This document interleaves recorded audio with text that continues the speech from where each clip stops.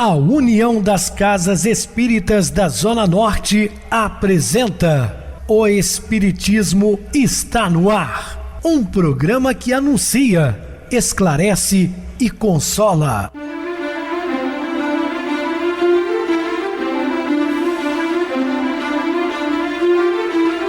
Não se turve vosso coração. Credes em Deus, credes também em mim. Na casa de meu pai há muitas moradas. Se assim não fora, eu vou-los teria dito, pois vou preparar-vos lugar. O Espiritismo está no ar. Sintonize esta frequência. Pare, pense na vida, faça perguntas.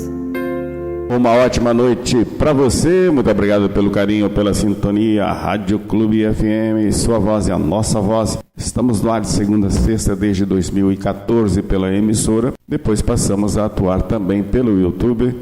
O canal é Viver _ Melhor. Se inscreva, deixa seu like, sua opinião é sempre importante para nós. Acesse o YouTube, digite O Espiritismo está no ar. Lá encontrarão vários programas, inclusive o do dia. Eu recebo carinhosamente no programa minha querida amiga, expositora espírita Isa Rita. Uma boa noite, seja muito bem-vinda. Boa noite, Pedrosa, boa noite a todos os ouvintes. Mais uma vez aqui, com muito amor no coração, para estudarmos aqui o Evangelho de Jesus. Então vamos ao programa. Sim, Isa, vamos ao programa. Hoje falando sobre os novos samaritanos. Dúvidas, entre em contato conosco ligando para a Clube FM, que é 0 operadora 32 999 327758, é o WhatsApp. Quer falar comigo? Utilize a TIM 988012675, meu WhatsApp 9844949 novamente 59, o e-mail o espiritismo está no ar @hotmail.com. Interajam conosco, façam perguntas, tirem dúvidas, podem dar sugestões ao programa. Estamos à disposição de todos os ouvintes. Vamos agora para aquele momento muito especial que é o nosso momento de oração. Sintonize esta frequência. O Espiritismo está no ar. Momento de oração. Ó Deus, preciso de um ânimo consolador, vigoroso, que me preencha o ser e não me deixe abater frente às dificuldades. A falta de ânimo traz-me ideias destrutivas, leva-me ao cansaço, à desilusão, ao nada. Quando o ânimo chega, é como uma luz e um perfume que vem transportando o prazer de existir. A esperança, antes submissa e derrotada, reergue-se, rasgando os véus da prostração e da ignorância. Peço-te, Pai, que sustentes o meu otimismo nas lutas da vida e levante o meu espírito para manter boa e constante disposição. Vou ao máximo nas minhas capacidades. E conheço desde agora que sou possuidora de uma força íntima poderosa e eu faço com sinceridade. Esforce-me na visão desta força e vou encontrando ânimo.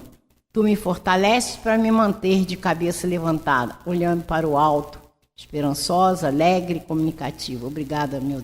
Estamos apresentando O Espiritismo está no ar. Bem, meus amados irmãos, estamos de volta com o assunto da noite, falando os novos samaritanos. Quem ainda não caiu nos resvaladouros do erro? Uma pergunta interessante, é quem nunca errou? Somos criaturas frágeis, imperfeitas, sempre cometemos erros. Quem ainda não se viu forçado a reerguer-se de muitas quedas, durante a nossa vida, meus queridos irmãos, quantas quedas tomamos, né? Tange as fibras do coração e estende a indulgência, servindo aos companheiros que o açoite da provação flagela e vergasta. Ei-los que surgem por toda parte. O doente recluso no manicômio, expirando a míngua de luz no crepúsculo da existência. A jovem acidentada cujos olhos empalidecem para não mais fitarem o azul do céu. O moço que ostenta a saúde a brincar-lhe no corpo e a irreflexão a empurrar-lhe a alma para os antros do vício. Quantos jovens com saúde total que entram no mundo dos vícios e se destroem em pouco tempo, né? Eu, certa feita, comentei isso com um amigo, ele falou: lembra de fulano de tal? Sim, forte e tal. Pois é, se você vê-lo, não vai conhecê-lo, reconhecê-lo, porque entrou no mundo das drogas e agora está lá, cadavérico, se autodestrói. A mulher que resume ao mesmo tempo a ternura de 1000 mãezinhas ao enlaçar o filhinho amado e enfermo, desfalecente e já sem força para chorar. Quantas provações nós enfrentamos aqui enquanto encarnados, né, meus queridos irmãos? Este mundo de provas e expiações. O homem de passo errante que se estira no cansaço sobre passeios e bancos da via pública, tentando conciliar o sono sem sonhos do supremo infortúnio. O dia que o homem perder seus sonhos, a vida perde sentido. Imagina essa situação, deitado num banco de praça, muitas vezes à noite fria, sem ter esperanças de dias melhores. Por isso que nós temos que ter compaixão. O cultivador do solo, preso a dores antigas e que não troca de vestimenta há vários meses de intensa luta. A dama elegante e bela que traz o coração repleto de enganos sob o colo estrelado de joias. E quantas jovens, né? E também jovens se perdem, às vezes no mundo dos sexos, desenfreado, ganhando quantia vultuosa, mas se autodestruindo. Um dia a conta chega para todos, né? Mas mesmo assim não nos cabe o julgamento. Imagina você vivendo tais situações.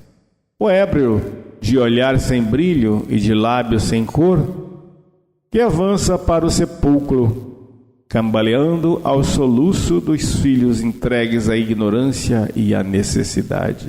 Quantos pais de família, né, que deixam seus filhos passando dificuldades e se embriagam dia e noite, caminhando para o túmulo, porque está destruindo, né? Está se matando aos poucos.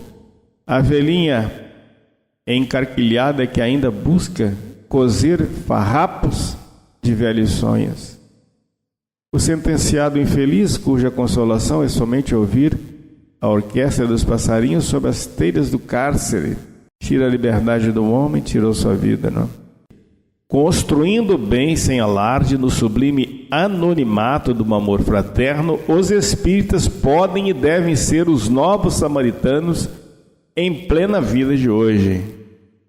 Com responsabilidade também, né? Quantas necessidades que nossos irmãos enfrentam e que nós, porque conhecemos um pouquinho mais a vida sobre a terra, que é a vida além da vida, temos ainda a responsabilidade maior de compreendê-los com mais facilidade. Não somos melhores nem superiores, apenas por termos um conhecimento maior, também aumenta a nossa responsabilidade, tal como Cristo disse: quanto mais a quem mais foi dado, mais será cobrado. Então isso aqui é para todos os espiritistas. Sejam bons samaritanos, porque vocês que estão nos ouvindo agora, que militam no meio espírita, sabem, né, das próximas encarnações desses irmãos que estão se perdendo. Desencarna por cirrose hepática. O que vai acontecer? Na próxima vinda à Terra, vai renascer uma criança com cirrose. Mas como pode ser isso? A criança recém-nascida, nunca bebeu, nunca fumou. Querida irmã aqui, Isa Rita, o filho desencarnou, recém-nascido. Em 3 meses ele desencarnou com cirrose hepática. Certamente fez mau uso, infelizmente, né, do excesso de álcool na encarnação anterior. Então nós temos que pensar muito no futuro. Nós somos meros usufrutuários. Estamos utilizando essa carcaça que Deus nos emprestou para locomovermos aqui enquanto encarnados. Temos que cuidar dela. Temos responsabilidade sobre o nosso corpo. Não estou dizendo que você tem que ficar malhando todos os dias. Não é isso. Parabéns para aqueles que fazem, mas não é isso. É você cuidar, não intoxicá-lo, entendeu? Porque é um empréstimo temporário. Embora humildes e pequeninos, mas convictos de que desfrutamos a eternidade, na qual já podemos viver felizes, Sigamos a Jesus, o excelso timoneiro, acompanhando a marcha gloriosa de suor e de luta em que porfiam incansavelmente os nossos benfeitores abnegados, os espíritos de escol. Então, meus queridos, pensemos bem. E um conselho que eu dou aqui, como experiência própria: problemas todos temos. Não adianta você dizer que as pessoas não têm problemas. Às vezes, uns têm problemas por falta de dinheiro, outros por excesso dele, mas todos têm problema. Aquele que tem muito dinheiro pode ter problema de saúde, pode ter problema de relação familiar, uma série de outros problemas. Todos temos problemas. Agora, uma coisa que eu posso dar como bom conselho é fazer o que estamos fazendo aqui. É estudar, trabalhar a serviço do bem comum, entendeu? Auxiliar de preferência sempre, todos os dias, se necessário for. Porque aí não sobra tempo para você pensar coisas indevidas. Você está ocupando o seu tempo com utilidade. Então, seu tempo está sendo útil, não jogado fora, como muitos fazem. Nada contra, as pessoas se divertirem, aquele que gosta de tomar uma cervejinha lá, um final de semana, tudo bem. Agora, passar a semana inteira, o mês inteiro, se embriagando à noite, isso leva alguém a algum lugar a um vazio tremendo. Além de fazer falta no bolso, porque o consumo é caro, as coisas são caras, gasta muito dinheiro, está destruindo a sua saúde, não vale a pena. Ocupe o seu tempo com coisas realmente que somem. Sou a porta de sua sustentação, conserve-me limpo. Isso aí é o nosso estômago, é você falando para o seu estômago. Posso trabalhar com segurança, não me incline à desordem, ou seja, não se empaturre realmente à noite, A pessoa vai dormir, aí tem que comer logo uma feijoada para dormir. Ora, o seu organismo vai ter que trabalhar muito mais, meu amigo, minha amiga. Então você está se autodestruindo. Muitas vezes clama você contra a caristia e despende somas consideráveis para desajustar-me às funções e conturbar-me ao serviço. Ou seja, você reclama dos preços, mas em compensação come coisas que não convém em excesso. Não me encha de excesso, carregando peso desnecessário. É possível que venhamos a cair hoje mesmo. Então isso aqui é uma leitura, que nós estamos fazendo com relação ao nosso estômago. É você falando para o seu estômago e ele respondendo.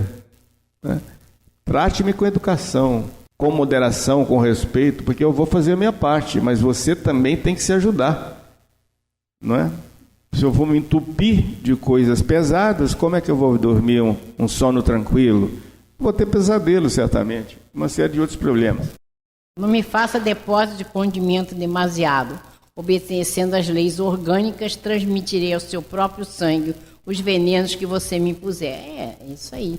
André Luiz nos chama uma atenção sobre isso, Em que a gente tem que ser moderado, tanto na nossa alimentação, como na nossa própria maneira de ser, Então, é que a gente tem que respeitar, como falou aqui o Pedrosa, o nosso corpo. Porque ele que é o depositório, É ele que está recebendo o nosso espírito para que a gente possa caminhar no sentido do crescimento espiritual. Então, nós temos que ter o corpo são para a mente estar sã. Não me dê bebidas alcoólicas. Se você fizer isso, não garantirei a sua própria cabeça. Claro. Aí você vai perder o juízo, Aí você não vai ter condições de gerir a sua própria vida, Porque você vai estar sobre o efeito do álcool. E o que você pode fazer sem que você não esteja ciente daquilo que você está fazendo ou não, Você pode ter consequências muito desagradáveis. Rogo a você afastar-me de todo entorpecente, a não ser por ocasião de tratamentos excepcionais. Porque pequena draga para repouso inconveniente pode, em verdade, aproximar-nos da morte. É outro alerta que o André Luiz nos dá, Porque nós temos várias maneiras, de tranquilizar o nosso espírito. Às vezes tem pessoas que precisam, mas tem que saber dosar esse remédio é só eficiente para uma noite de repouso.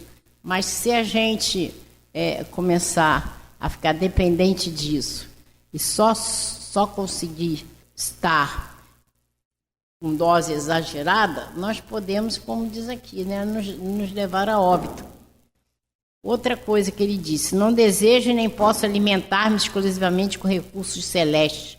Peço apenas a você discernimento e equilíbrio. É claro, aí você tem que saber o que é importante para manter a sua saúde, né?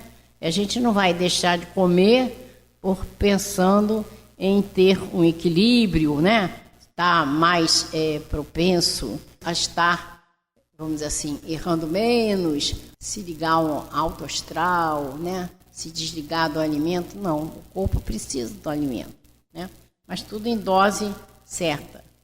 Governe-me contra as sugestões da mesa festiva, mesmo nos mais simples prazeres familiares. Tenho comigo a chave da sua própria harmonia.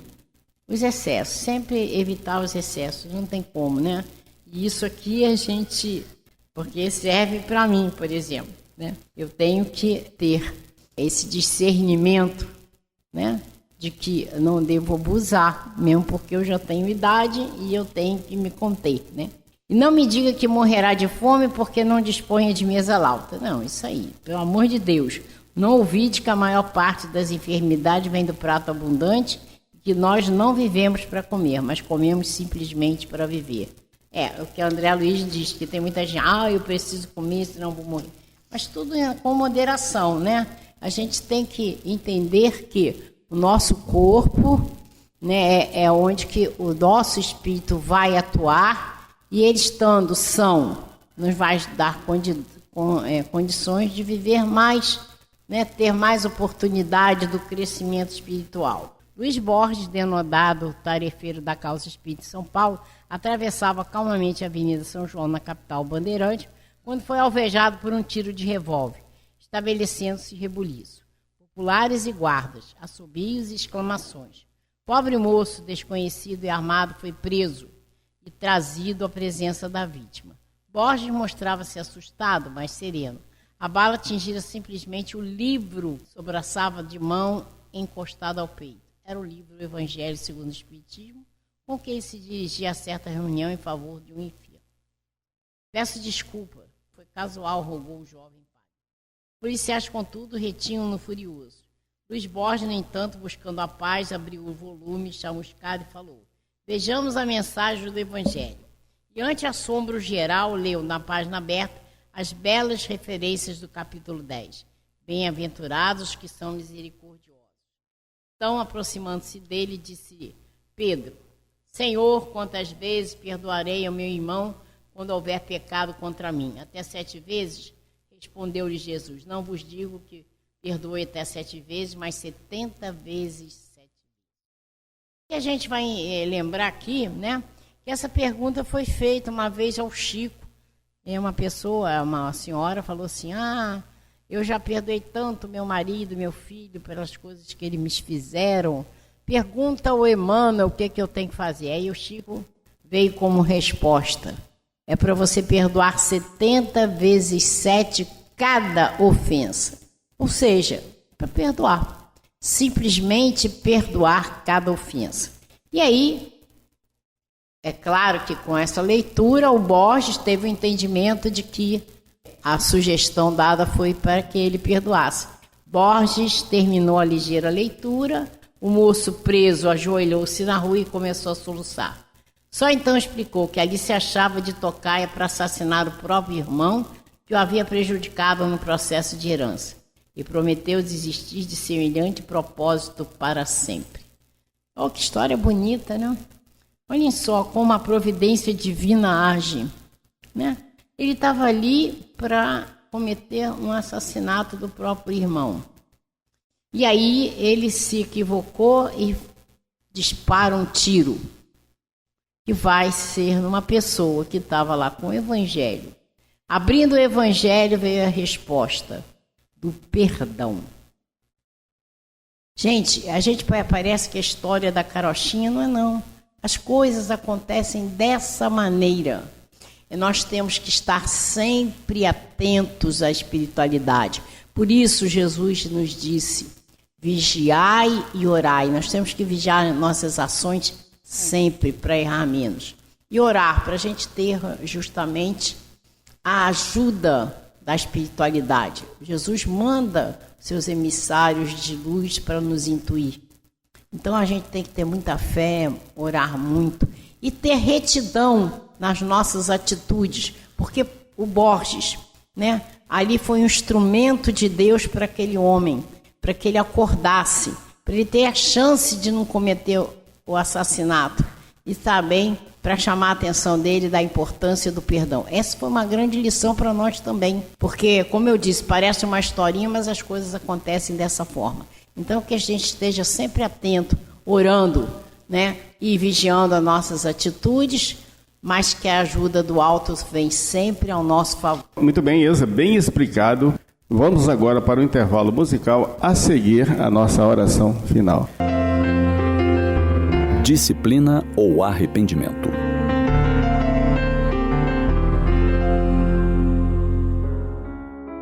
Escolha. Simplesmente escolha. A dor da disciplina ou a do arrependimento? A afirmação é forte, é dura, mas há situações em que precisamos de certo tratamento de choque. Alguém chega para a consulta médica e ouve a expressão clara do profissional: ou o senhor ou a senhora muda seus hábitos ou não terá mais muitos anos de vida. Em outras situações, pode vir a advertência: ou você passa a ter hábitos mais saudáveis de vida, ou voltará a adoecer seriamente. São alguns exemplos do que seria na prática essa escolha: a dor da disciplina ou a dor do arrependimento. Talvez a palavra dor neste contexto nos assuste. Porém, vejamos que todo investimento em disciplina, inicialmente, nos traz certo inconveniente, um certo sacrifício. Sair da inércia, mudar um hábito por vezes de décadas, exige um esforço grande. Abandonar um modo de viver desequilibrado, passando a nos vigiarmos diariamente, é um trabalho cansativo. Muitos começamos e logo desistimos. Por isso, a importância da disciplina, que nos coloca num sistema, num método de repetição e de verificação sistemáticos. A disciplina é que nos faz anotar metas no tempo. Por exemplo, quando nos propomos a perder peso durante um processo de mudança de hábitos alimentares e de abandono do sedentarismo. De que maneira mudaremos nosso ritmo de vida? Que alimentos vamos incluir lentamente em nossa dieta? E quais poderemos reduzir ou eliminar o consumo dia após dia, de maneira que dentro de 6 meses ou 1 ano possamos perceber alguma mudança em nós? É trabalho da disciplina. Quanto à dor do arrependimento, todos a conhecemos bem. Se eu tivesse me esforçado, se eu tivesse feito o que o médico recomendou, se eu tivesse cuidado melhor de mim. São algumas das frases que ouvimos da nossa consciência depois que as coisas saem dos trilhos e parece não ter mais jeito. Alguns de nós só entenderemos que o esforço da disciplina vale a pena depois de um grande susto. Ou depois que não há mais tempo para refazer o caminho nesta encarnação. E isso não diz respeito apenas a hábitos relacionados ao corpo. Vale também para todos os que dizem respeito à alma. Quantas decisões postergamos durante a existência por preguiça, por acreditarmos que daria muito trabalho, e acabamos abdicando de realizações importantes. Chegamos ao final da vida e lá vem o sentimento de arrependimento batendo forte. Poderíamos ter empregado disciplina para vigiar nossos pensamentos, disciplina para ter cuidado melhor das relações mais próximas, disciplina para ter estudado mais e aproveitado tantas preciosas oportunidades. Quantos adentraremos o mundo dos espíritos no entardecer da encarnação, colecionando arrependimentos? Vejamos que sempre foram escolhas: disciplina ou arrependimento. Ainda são. A cada um de nós compete fazer algumas. Pensemos bem nisso. Pensemos se não vale o esforço, se não vale o investimento desde agora, desde já. Uma vez mais disciplinados e conquistando essa virtude, com certeza a dor poderá nos chegar bem mais suave. Que tal fazermos hoje a nossa melhor escolha? Sintonize esta frequência. O Espiritismo está no ar. Momento de oração. Meus queridos e amados irmãos em Cristo, assim como os universos foram criados pela palavra de Deus, assim também nossos pequenos mundos individuais são criados pelas nossas palavras. E as palavras são a manifestação dos pensamentos, a fim de criar um mundo de paz e beleza, de saúde e felicidade, através de palavras amáveis e delicadas, corteses e animadoras. Lembre-se de que, uma vez proferida uma palavra, nada mais a destrói. Portanto, devemos pensar sempre no que vamos falar. As palavras auxiliam, mas também destroem. Por isso Cristo disse-nos para termos cuidado com o que sai da boca, não com o que entra, mas com o que sai, porque isso contamina o homem, dependendo da nossa maneira de expressar. Que Deus nos abençoe, hoje e sempre. Minha querida irmã Isa Rita, suas despedidas. Boa noite, Pedrosa, boa noite a todos os ouvintes. Eu só posso agradecer a Deus por estar aqui nesse momento, estudando o Evangelho de Jesus, vendo uma lição tão bonita como essa que nós vimos agora, sobre o perdão. Que isso cai fundo no nosso coração, no nosso pensamento, que a gente aprenda realmente, com todos os ensinamentos de Jesus, ter a responsabilidade de nos fazer crescer espiritualmente, porque é essa a grande missão que temos cada um de nós, o nosso objetivo de aproveitar a reencarnação. Que Jesus nos abençoe e peço a Deus que traga a paz para todos nós, para cada um de nós, para o Brasil, para o mundo. Até o próximo programa. É isso mesmo, Isa. Vamos perdoar, meus irmãos, porque é uma questão de inteligência, como sempre falo. Quando você perdoa, você se liberta. Não perdoando, você fica algemado, né? Fica preso à pessoa. Uma boa noite para vocês. Muito obrigado pelo apoio aqui no programa. Boa noite também a todos os amados irmãos ouvintes do YouTube, internautas do Brasil, do exterior, nossos irmãos da Zona Norte de Juiz de Fora, que nos acompanham com a rádio local 87,9, Rádio Clube FM. Continue ligados, ouvindo a nossa próxima atração, o programa Batidão com o DJ Tico, a seguir na voz de Ailton Moreno, Encontro Central. Boa noite a todos e até amanhã, se Deus quiser.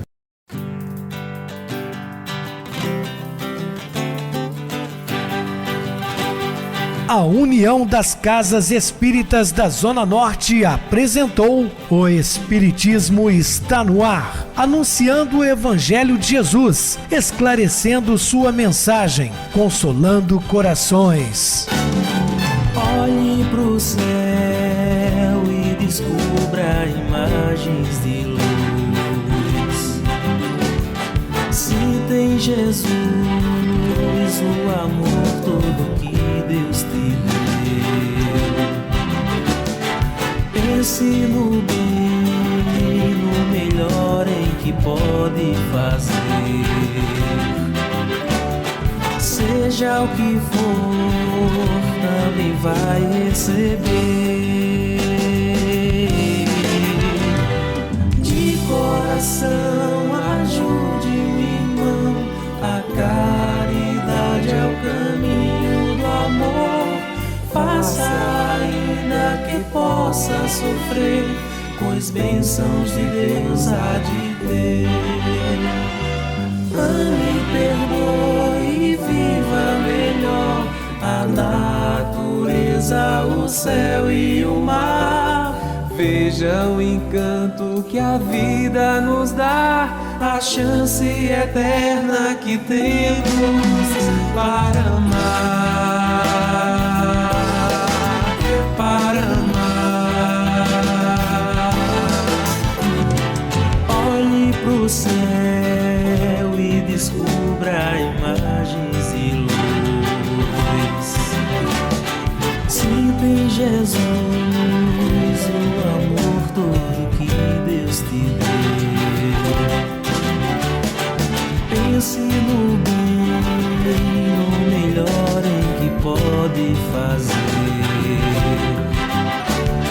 seja o que for, também vai receber. De coração ajude o irmão, a caridade é o caminho do amor. Faça ainda que possa sofrer, pois bênçãos de Deus há de ter. Ame, perdoe e viva melhor a natureza, o céu e o mar. Veja o encanto que a vida nos dá, a chance eterna que temos.